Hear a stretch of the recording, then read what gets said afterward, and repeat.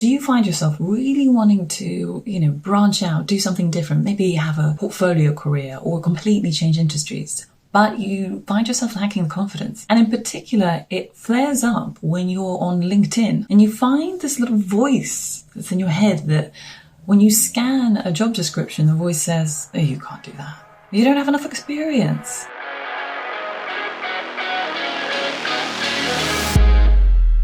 Hello, my name's Dina. I'm a life and career coach specialising in career change and career development. And today I'm going to talk to you about confidence when changing careers or just getting a new job. If that's you, then you're in the right place. We all have doubts when it comes to changing careers, going to a new industry. It's totally normal to feel like that when you're on LinkedIn. In fact, researchers have found that just browsing the newsfeed or even posting achievements on LinkedIn can trigger reflection on your professional identity that can ignite imposter thoughts. So what are we going to do about it? Because you're going to have to be on LinkedIn or a job board. So what are we going to do to make sure that you don't have those imposter thoughts? Here is a three-pronged solution. So, number one, getting some perspective. Can I remind you that a job description is actually a wish list? They don't expect you to get 100% or even 90 or 80% of what they say they are looking for. They're just kind of brain dumping, like this would be nice, this would be nice, this would be nice. You're not meant to meet 100%. And in fact, it's good that you don't, because you need to have something to learn in that role. Otherwise, it wouldn't be interesting. If you knew exactly what you would wanted to do in that role, then it would be a lateral move, wouldn't it? And then in the interview, they might ask, kind of what's your motivation? And don't be afraid of the question when they say, do you have experience with this? Or do you know how to do this? Welcome it and say, no, but I am so keen to learn. This is exactly how I wanted to grow. And I can't wait to sink my teeth into it and really get to know that area really well. And another thing you might want to know about jobs is how other people apply to jobs. Years ago, I read that men and women apply to jobs differently. And women wait until they can do 80% of the job description before they apply. Whereas men, sometimes it says, I could do 40% of it. That's okay.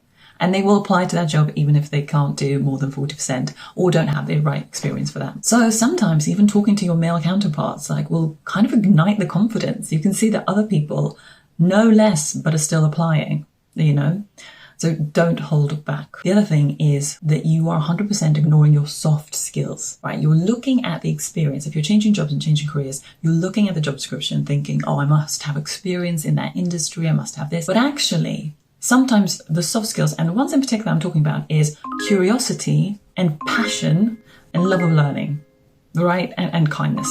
Those four skills, which I'm sure you have, those are sometimes the things that people are looking for in an interview. And I can give you an example from my experience because that actually happened. So years ago, before I was a coach, I was in a job and I wanted to leave. So we were interviewing people as my replacement. So on the interview panel was me and my manager.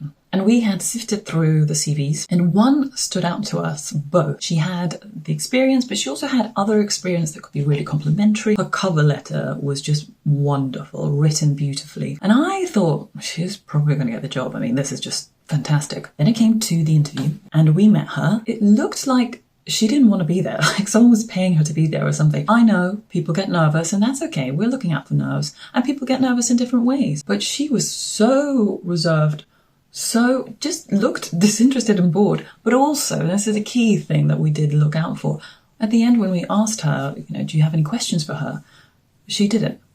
There's always questions to ask. And questions show us that you're interested, you're curious, you're kind of working out how you would see yourself in that position. So that questions communicate so much. She didn't have any. Then there was another lady who was less experienced, but she was so sweet. She was nervous, but she was so interested. You could see she really wanted the job. She was excited by the role and she had loads of questions.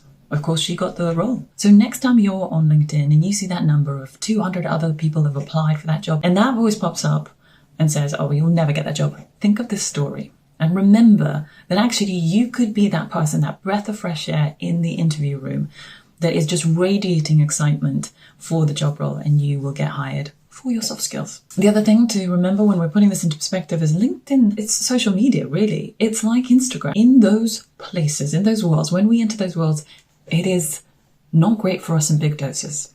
because it is completely natural for us to compare ourselves to others.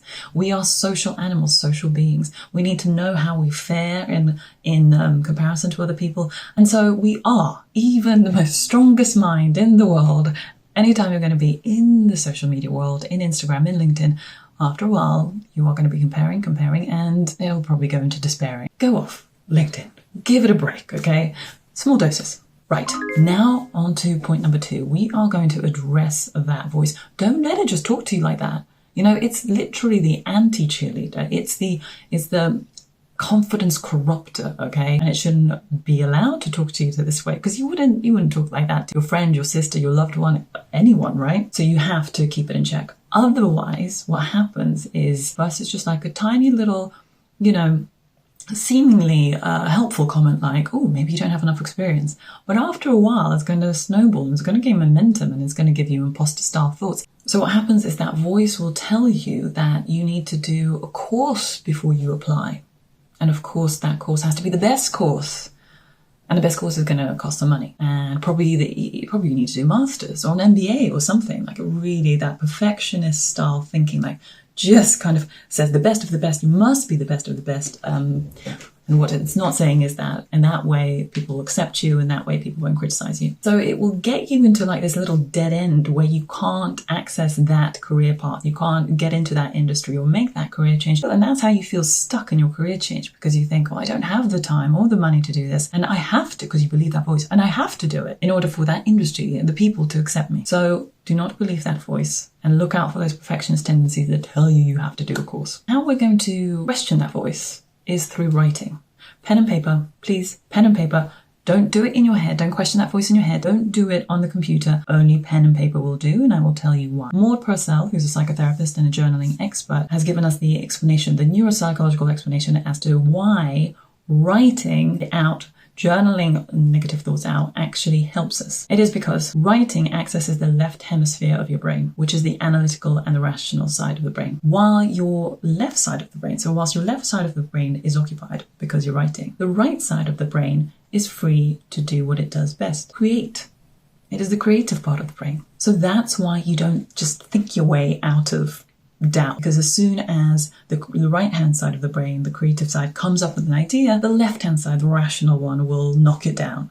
So that's why you feel like you're always going around in circles. But when you're writing, the left side of the hemisphere is busy, and so you can access more creative thoughts, more solutions. And the right hand side of the brain is more intuitive, so it really can access how you feel about certain things. So always write with pen and paper, okay? Now, what kind of writing can you do? 3 different routes I can give you, which you can just experiment with this week. One of them is writing out in one column all the negative things, all the horrible things that voice is telling you. Just write it all out.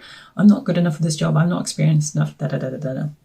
And then on the other side, argue those points. Argue them as if you're talking to your best friend and your best friend is having those doubts. What would you tell that person? In that way, you've slowed down that negative voice and you've said, hang on a second, what you're saying is in fact. And in fact, there are other approaches to seeing this job description, or there's another way of seeing this. The other thing you can do with your pen and paper is expressive writing. So just write about the job that you're in now and how you feel, or the job you want. There was a study on the unemployed. They took 63 people, recently unemployed, and they put them into 3 different groups. One didn't do any writing. The other one did writing, but on whatever topic they wanted. And then the other group, the last group, was told to write about their recent job loss. Guess who found a job, got re-employed faster? Group number 3. Why is that? So it wasn't actually because it motivated them or anything. Expressive writing, getting their thoughts and feelings out, influenced their attitude towards their job. And so I can imagine it made some people made some peace with it. Some people maybe found a silver lining, something positive that came out for it, all because they wrote, all because they kept that left side of the brain busy. The other thing you can do is reframing. This is a CBT technique. CBT is cognitive behavioral therapy. Framing, or otherwise known as cognitive restructuring, is looking at something in a different light. So when we're on our own and we sometimes can feel hopeless about our career change or our jobs, our future perspective, or what's in our jobs right now, maybe maybe you've got a toxic boss or a horrible role or something like that. Reframing is you writing and saying, okay, what's the positive here? What's the lesson here? How can I use this difficulty?